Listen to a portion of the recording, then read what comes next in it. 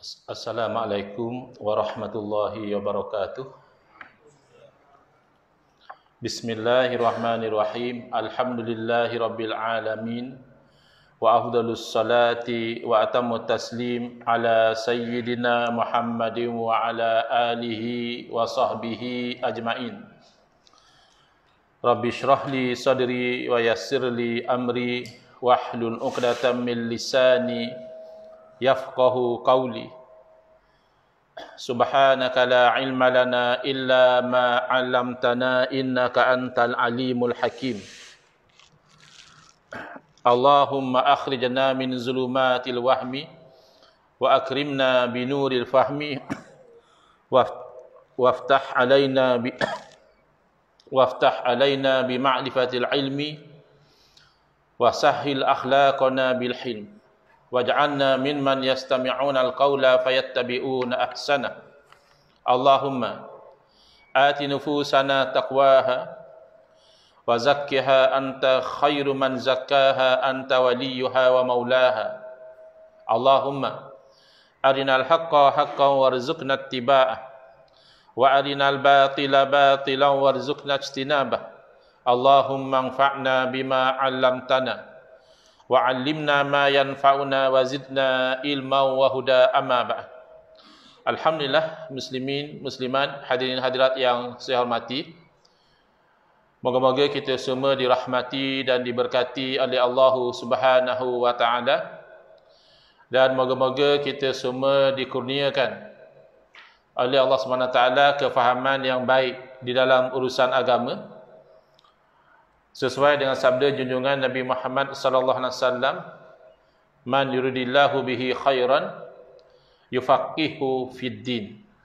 Barang siapa yang Allah nakkan dengan dia kebaikan, nescaya Allah beri dia faham di dalam urusan agama, berserta dengan akhlak yang mulia. Sesuai juga dengan sabda junjungan Nabi Muhammad sallallahu alaihi wasallam, innama bu'istu diutammima makarimal akhlak. Hanya saja aku dibangkitkan demi untuk menyempurnakan kemuliaan akhlak. Malam ni insya-Allah kita akan menyambung pengajian kuliah Maghrib bulanan hari Isnin yang kedua, anjuran Madrasah Al-Jumaiyah Padang Balang menggunakan kitab Kekeliruan Umat. Inilah jawapannya, susunan Al-Fadhil Ustaz Mahathir bin Haji Jul, hafizahullah ta'ala wa nafa'ana bihi wa bi'ulumihi fid daraini amin. Yang mana kalau cetakan lama kita masih lagi di muka surat 69, ya, iaitu bab yang ke-6, ya, dalil syarak bukan hanya Al-Quran dan Sunnah, ya. Saya telah sebutkan, ya, sebelum ini. Dalam tajuk ini perkataan hanya itu sangat penting, ya. Kalau buang perkataan hanya, tajuk tu jadi tak betul, ya. Iaitu dalil syarak bukan Al-Quran dan Sunnah. Betul ke? Ya? Ya, saya tahu buku baru tapi isi sama. Muka surat saja beza. Jadi buka bab ke-6. 8. Buka bab yang ke-6.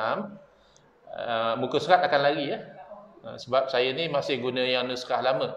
Jadi semua tuan-tuan guna nuskah baru. Ke ada yang guna nuskah lama? Satu yang lama. Sebab saya boleh saja bawa yang baru sebab saya ada dua-dua. Saya ada nuskah baru dan ada nuskah lama, ya. Jadi yang lama tu kena tanda sikit lah, ya. Kita berhenti bila. Saya lepas ni insya-Allah saya cuba ingat untuk bawa nuskah baru di sini. Sebab di setengah tempat majoriti masih nuskah yang lama. Tapi masa kita mula dua dahulu, stok habis. Jadi ramai yang tak ada nuskah baru lagi.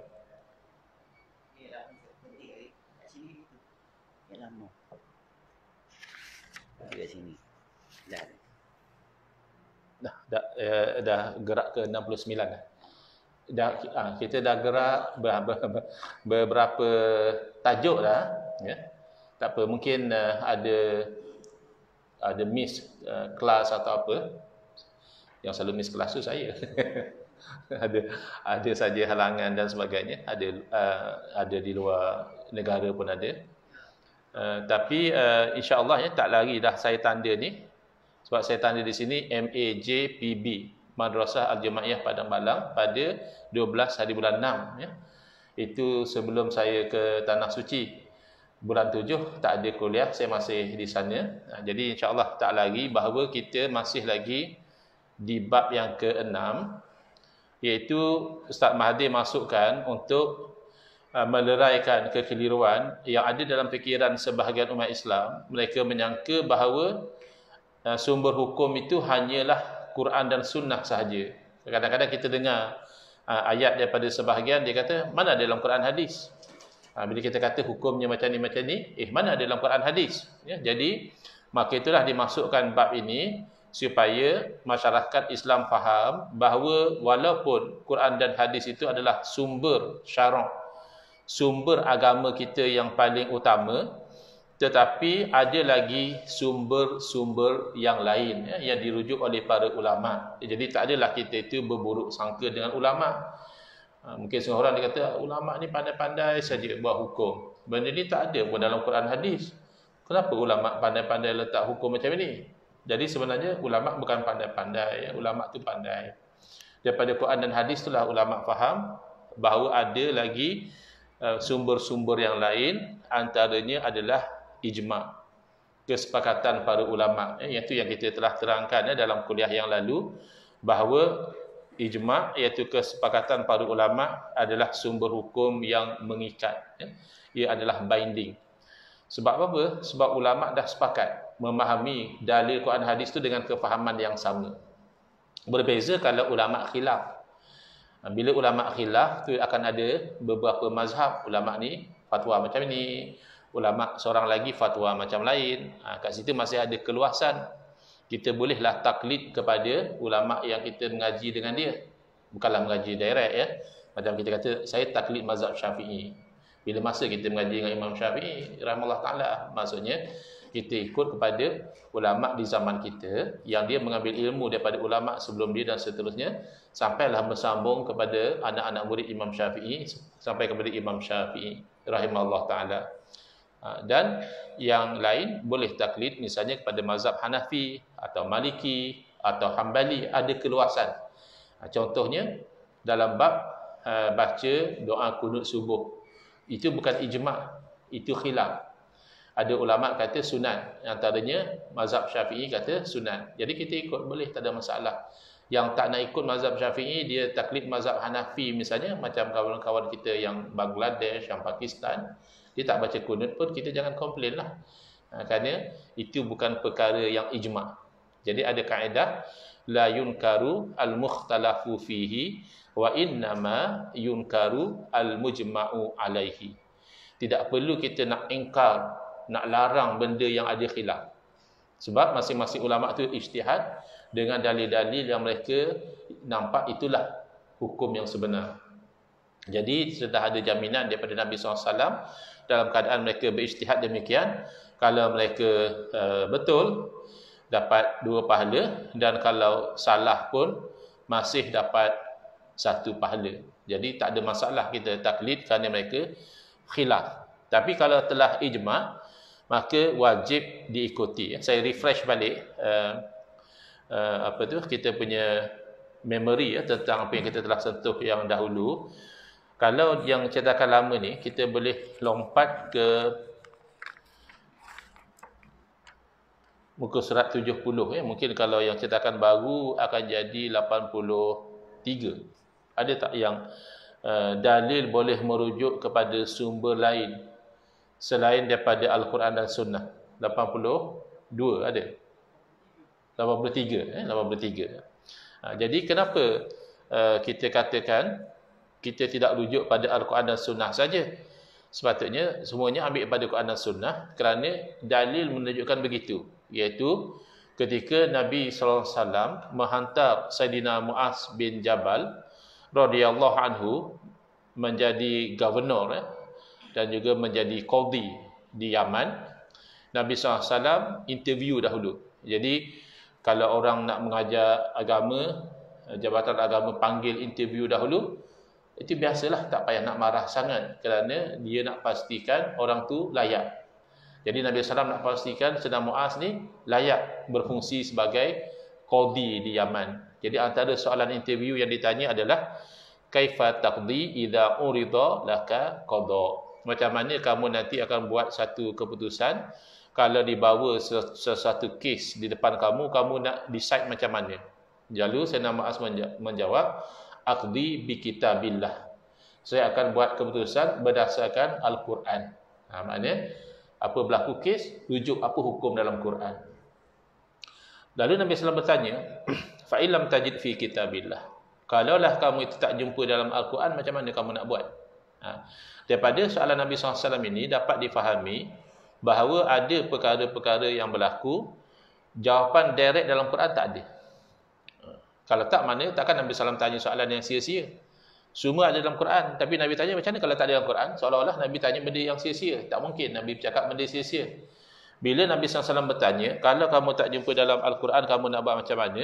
Berarti memang akan ada perkara-perkara yang direct dalam Quran tak ada. Lalu Sayyidina Muaz menjawab, fa bi sunnati Rasulillah. Aku akan memutuskan berdasarkan sunnah Rasulullah sallallahu alaihi wasallam. Quran, sunnah. Fa illam tajid fi kitabillah wala fi sunnati Rasulillah. Macam mana pula kalau kamu tak jumpa solusinya itu direct dalam Quran tak jumpa, direct dalam sunnah pun tak jumpa. Mana akan berlaku keadaan macam ini? Lalu Sayyidina Muaz menjawab, ajtahidu ra'i wala adu. Aku akan berijtihad menggunakan pandangan aku dan aku tidak akan cuai. Mana bukan main-main, rasa-rasa, tidak. Memang bersungguh-sungguh. Aku akan fikir, cari apakah solusi yang sesuai dengan Quran dan Sunnah. Lalu Nabi SAW menepuk dada Sayyidina Muaz seraya berkata, alhamdulillahilladzi wafaqa rasulillah lima yurdi Rasulullah. Segala puji bagi Allah yang telah memberi taufik kepada utusan Rasulullah menjawab sesuai dengan apa yang Rasulullah redha. Mana Rasulullah setuju dengan jawapan itu. Ada lagi sumber-sumber lain selain daripada Quran dan Sunnah yang dirujuk oleh seseorang yang ingin mengetahui hukum. Jadi ijma' dah selesai dalam kuliah yang lalu. Secara kesimpulannya, bila para ulama dalam sesuatu isu mengeluarkan fatwa yang sama, tidak ada yang membantah, ataupun sekurang-kurangnya semua yang lain itu diam, tidak membantah, dipanggil ijma' sukuti. Sukut ni makna diam. Sukuti itu makna konsensus secara diam, ataupun mungkin kita boleh kata implied consensus. Ada yang express, semua keluar fatwa sama, tapi yang selalu berlaku even di zaman sahabat adalah implied. Maknanya bila seorang sahabat keluarkan fatwa, tak ada seorang sahabat pun yang bangkang. Berarti mereka setuju dengan fatwa tersebut. Maka wajib diikuti, haram melanggar ijma'. Haram melanggar ijma', kita telah bawa dalil daripada Quran dan Sunnah dalam kuliah yang lalu. Jadi malam ini kita pergi kepada next, iaitu sumber yang dipanggil qiyas. Jadi walaupun dalam kitab Ustaz Mahathir ni dia hanya sebut macam ni saja. Termasuklah ijma', patah balik muka 80 ataupun muka 69 kalau cetakan lama, disebut di situ. Walau bagaimanapun dalil-dalil atau sumber-sumber sokongan yang lain digunakan oleh para fuqaha atau untuk mengeluarkan yakni istinbat hukum, termasuklah ijma', qiyas, istishab, masalih mursalah, istihsan, qaul sahabi dan seterusnya. Sebut saja. Tapi target saya sekurang-kurangnya setiap satu itu kita bagi penerangan ringkas supaya dapat gambaran umum, bukan kita nak jadi pakar usul fiqh, tidak. Subjek ini diajar di universiti, saya ingat kalau di UAE dia ada 2 semester, usul fiqh 1 dan usul fiqh 2. Bahkan saya ketika saya masters di Jordan pun, usul fiqh ni satu bab qiyas yang kita nak sentuh malam ni saja pun boleh ambil 1 semester. Jadi kita bukan tujuan kita, aku ni nak jadi mahir, tidak juga. Tapi sekurang-kurangnya kita dapat gambaran tentang apa yang dikatakan qiyas. Qiyas ni dari segi bahasa adalah kita ukur sesuatu dengan sesuatu. Misalnya kita ukur tanah dengan ukuran meter. Itu dia panggil kias, qasa yaqisu. Kita ukur dengan meter atau kita ukur dengan kaki, ya. Kita ukur berat dengan kilo ataupun kilogram ataupun kati. Kita ukur sesuatu dengan sesuatu itu, itulah yang dipanggil sebagai kias. Ataupun dari segi bahasa, kias itu juga adalah dengan kita membandingkan sesuatu dengan yang lain, ya. Jadi dari segi penggunaan, kias ini biasanya digunakan untuk mengatakan bahawa sesuatu itu dianggap sama, ya, dengan sesuatu yang lain. Itu maksud kias dari segi bahasa. Contohnya, orang-orang itu berkata ilmu seseorang itu tak sama dengan ilmu seseorang yang lain. Tak boleh dikias ilmu dia dengan ilmu orang lain. Maknanya tak sama. Jadi dari segi istilah pula, yang ni yang kita nak fokus ni. Sebagai satu sumber hukum, kias itu adalah kita memakai kepada sesuatu yang tidak ada nas. Tidak ada nas maknanya tidak ada dalil yang direct daripada Quran hadis. Kita meletakkan satu hukum kepada dia menggunakan hukum yang ada nas. Kenapa? Kerana asas hukum tu sama. Dengan takrif begitu semata-mata, biasanya kita, kalau tak biasa, kita masih terawang-awang. Apa maksud dia tu? Ya? Kita memakai kepada sesuatu yang tidak ada nas, tidak ada dalil. Kita pakai hukum yang ada dalil. Kenapa kita pakai? Kerana asas hukum sama. Bila kita beri contoh, insya-Allah jadi mudah. Ya? Contohnya, benda yang tidak ada nas adalah hukum meminum air ketum. Ya, tak ada. Ayat Quran tak ada cerita pasal air ketum. Hadis Nabi SAW tak ada cerita tentang air ketum. Apatah lagi nak cerita tentang hukum minum air ketum. Tidak ada. Lalu kalau orang tanya, apa hukum seorang tu minum air ketum? Takkan kita kata tak ada hukum. Kerana bila satu orang tu mukallaf, akil balik, perbuatan dia itu mesti ada hukum. Paling tidak hukumnya harus dibenarkan. Boleh jadi haram, boleh jadi makruh. Tapi dalil Quran hadis tak ada. Jadi sebelum kita tahu hukum minum air ketum, kita kena terperinci terlebih dahulu air ketum yang macam mana yang dimaksudkan tu. Jadi saya difahamkan ada juga air ketum ni dia hanya sekadar rebus daun ketum tu dan dia minum air tu. Katanya wallahu alam lah, kata orang yang bercerita, ia ada benefit, contohnya menstabilkan kandungan gula dalam darah, memberi badan tu rasa bertenaga, ya, kalau minum air rebusan daun ketum tadi. Tapi ada satu jenis lagi, kata dia, bukan setakat dia rebus daun ketum dan minum, tapi dia campur seumpamanya obat batuk, dia campur Panadol, campur macam-macam lah dalam tu, kemudian dia peram dulu.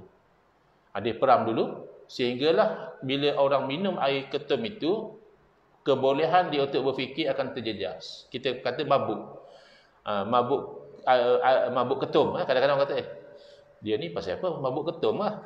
Bila orang cakap pelik-pelik, dia ni kena ketum ke? Jadi, yang itu, apa hukum dia? Yang nombor 2 tadi. Minum air ketum yang telah diproses, diperam, dicampur pelbagai bahan, sehingga bila orang tu minum, jadi mabuk. Kalau kita nak rujuk direct pada Quran hadis, memang tak jumpa lah. Maka digunakan sumber yang namanya kias. Kita kata, kita pakai hukum haram. Ambil daripada mana hukum haram tadi? Ambil daripada yang ada nas, iaitu hukum minum khamar, arak, wine. Ya. Hukum minum wine ada dalam Quran hadis, iaitu haram. Tapi itu wine, Ustaz, buat daripada jus anggur. Ini kita bukan wine, ini air ketum. Ya, betul. Habis kenapa haram juga? Yang Ustaz kata ada dalil itu tentang arak, betul. Tetapi dipakai hukum yang ada dalil kepada yang tak ada dalil, kerana asas hukum tu ada. Sama je. Minum arak memabukkan, hilang akal. Minum air ketum yang jenis yang kedua tadi juga memabukkan, hilang akal. asas haram minum arak tu kerana memabukkan. Ada tak ciri memabukkan pada air ketum tadi? Ada. Maka hukumnya sama. Itu very simple, classic example, kias.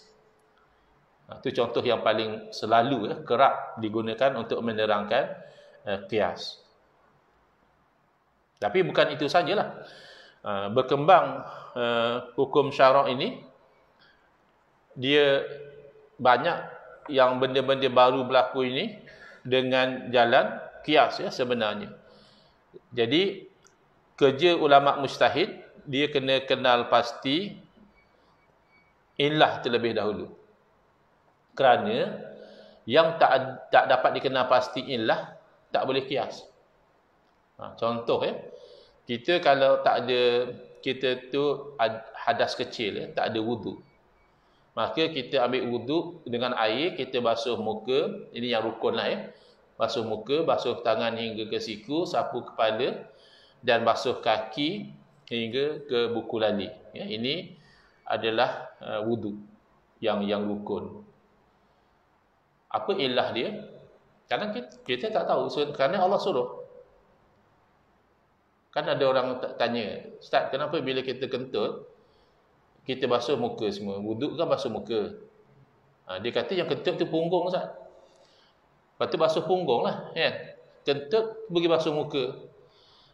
Macam mana kita tahu? Benda tu tak dikenal pasti illah dia. Dia ada benda-benda yang tak dikenal pasti illah dia. Mungkin ada juga ustaz yang cuba-cuba nak jawab lah. Kata dia sebab bila kamu kentut, yang malu tu muka. Bukannya punggung yang malu. Bila kita kentut misalnya duduk majlis, tiba-tiba brod. Yang malu tu muka. Jadi kan basuh muka, tapi tak kena lah. Bukan muka saja kita basuh, tangan pun basuh, kaki pun basuh. Jadi benda macam tu tidak ada illah. Jadi bila kita tayamum tu kan ganti wuduk. Sama-sama nak angkat hadas supaya kita boleh semayang. Tapi kenapa tayamum kita hanya sapu muka dan tangan saja? Kenapa kita tak kias kepada wuduk? Tayamum pun selain pada kita sapu muka dan tangan, kita sapu sekali debu atas kepala, kita sapu debu dekat kaki. Jawabnya tidak boleh kias. Kerana wuduk tadi ilahnya tidak dapat dikenal pasti. Ini banyak berlaku kepada benda-benda yang ta'abbudi. Benda yang buat kerana Allah suruh. Dia ada benda macam itu. Habis haram minum arak bukan Allah suruh juga ke? Betul. Kita ambil wuduk Allah suruh, jangan minum arak pun Allah suruh. Tetapi jangan minum arak tu adalah hukum yang boleh dikenal pasti. Apakah asas dia? Sementara basuh muka, basuh tangan, sapu kepala sebelum sembahyang tu, asas tu tidak dikenal pasti. Kalau nak kata, kerana itu mensucikan tubuh kita. Kalau kita dah lama tak basuh muka. Kalau kita baru ambil wuduk, tiba-tiba kentut, apa yang nak basuh lagi? Kalau fikir logik. Dan misalnya, kata yang masyhur daripada Sayyidina Ali, karamallahu wajhah, "Lau kana ad-dinu yu'khadhu bir-ra'yi, lakana batinul khawf aula bil mashi." Kalaulah agama tu purely guna otak semata-mata, maka bawah khuf lebih layak kita sapu. Kan ada hukum sapu khuf. Khuf ni adalah seolah-olah macam stokin, tetapi dia bukan stokin. Dia dibuat daripada kulit. Dan dia ni macam tahan air dan tak mudah koyak. Jadi kalau kita tu nak berwuduk, tak mesti kita buka khuf. Asalkan masa kita pakai khuf tu kita dalam keadaan suci, kita boleh sapu khuf saja. Untuk orang mukim selama sehari semalam. Kalau orang musafir 3 hari 3 malam, kalau tak silap saya. Tapi boleh sapu khuf, tak perlu basuh kaki. Tapi kita sapu bahagian mana? Bahagian atas. Loh, yang kotor kan bahagian bawah. Itu yang kita pijak sana kemari. Kenapa sapu atas? Patut sapu bawah lah. Itu Sayyidina Ali kata, kalaulah semua perkara dalam agama ni pakai nak guna akal semua, memang bawah khuf lah lebih patut kita sapu. Tapi ada perkara-perkara agama dikenal pasti asasnya, rasional dia apa, yang tu boleh kias. Ada perkara-perkara yang tidak boleh kias. Misalnya kenapa kita tawaf Kaabah? Kenapa tak haji tawaf tempat lain? Kenapa kita tawaf pusingannya ke sini? Kenapa kita tak nak tawaf pusingan melawan? Itu tak boleh nak dirasionalkan. Kerana ia ta'abbudi. Allah suruh, kita hamba Allah, ya kita buat. Tapi macam haram minum arak, dapat dikenal pasti apakah asasnya, maka dapat dikenal pasti perkara-perkara yang akan berkongsi hukum yang sama, walaupun tidak ada ayat Quran atau hadis yang secara khusus menyentuh tentang perkara-perkara tersebut. Seperti yang saya bagi contoh tadi, hukum minum air ketum. Dan kias ini ada rukun. Kadang-kadang zaman kita ni ada satu yang tak reti guna kias. Tak ada dalam Quran hadis. Tak ada dalam Quran hadis. Padahal benda tu ulama kena pasti melalui kias. Itu satu. Yang kedua, ada yang suka hati dia je kias. Sampai-sampai kan Allah Ta'ala pun dia nak kias juga. Macam mana kamu boleh kias Allah ni? Dia syarat kias, dia mesti sama antara yang kamu nak kias dengan yang dikiaskan. Ada ke yang sama dengan Allah? Ada juga orang nak kias Allah, ada. Masa saya di Tanah Suci tu, ada saya terbaca satu orang buat posting dekat Facebook. Dia kata, siapa yang menafikan kata Allah tak ada tangan, Allah tak ada muka, orang ni telah menyamakan Allah dengan makhluk, kata dia. Kita faham sebaliknya. Orang yang kata Allah ada tangan, ada muka, itu yang menyamakan Allah dengan makhluk. Dia kata tak. Siapa yang mengatakan Allah tak punya tangan, tak punya muka, orang tu telah menyamakan Allah dengan makhluk yang kurang. Makhluk yang cacat. Kan orang kalau tak ada tangan, dia cacat lah. Kalau tak ada muka lagi kita ngeri. Tak ada tangan tu kita simpati juga ya. Kalau pagi-pagi gelap-gelap kita nak pergi sembahyang subuh, ya, jumpa orang bagi salam muka pun tak ada, lain macam. Jadi kata dia, siapa yang kata Allah tak ada tangan, tak ada muka, menyamakan Allah dengan makhluk yang kurang. Ini sebab dia nak ukur Allah dengan kayu ukur manusia. Kiaslah tu. Kias Allah mana boleh? Batil. Kias sesama makhluk pun kalau tak sama tu batil. Dia panggil kias ma'al farid. Kias tapi berbeza, tu tak terpakai. Syarat kias tu dia kena ada. Dua benda berbeza, kita nak pakai hukum, tak boleh. Apa lagi nak kamu nak kias Allah dengan makhluk? Kalau kamu pakai logik tak logik kamu tu, berartinya siapa yang menafikan anak bagi Allah, dia menyamakan Allah dengan orang yang mandul, macam tu kah? Kan kita kata Allah tak punya anak. Jadi kalau kita kata macam tu, kira kita menyamakan Allah dengan orang yang mandul lah. Orang mandul kan tak ada anak. Bukan macam itu. Allah bukan makhluk sehingga kamu nak katakan kalau kamu menafikan anak bagi Allah maka kamu menyamakan Allah dengan orang mandul. Kalau kamu menafikan anggota tangan, anggota muka dari Allah maka kamu menyamakan Allah dengan orang cacat. Bukan. Jadi sebab itulah kena juga faham kias itu bukan sesuka hati, dia ada teknik dia, dia ada rukun dia. Kata kita solat ada rukun. Buat tak cukup rukun tak sahlah solat kita. Kias tak cukup rukun sama juga, tidak sahlah kias yang dilakukan itu.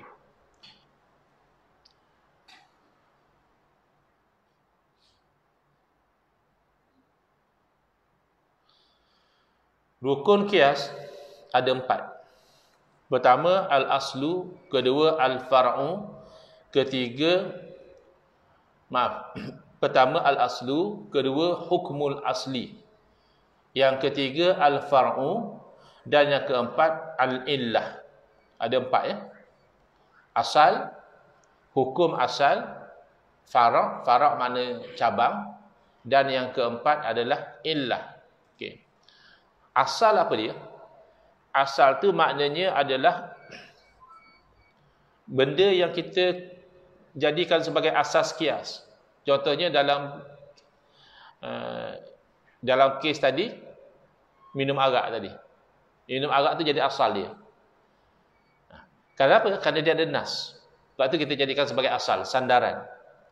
Kemudian apakah hukum dia? Yang kita nak pakai pada benda lain ni, hukum dia adalah haram. Apakah cabang dia? Cabang dia tadi minum air ketum. Sebab minum air ketum tu tak ada nas. Dia hanya jadi hukum sama tu sebab dia ada persamaan dia. Maka dia cabang. Yang asal adalah minum arak. Yang kedua hukum asal iaitu haram.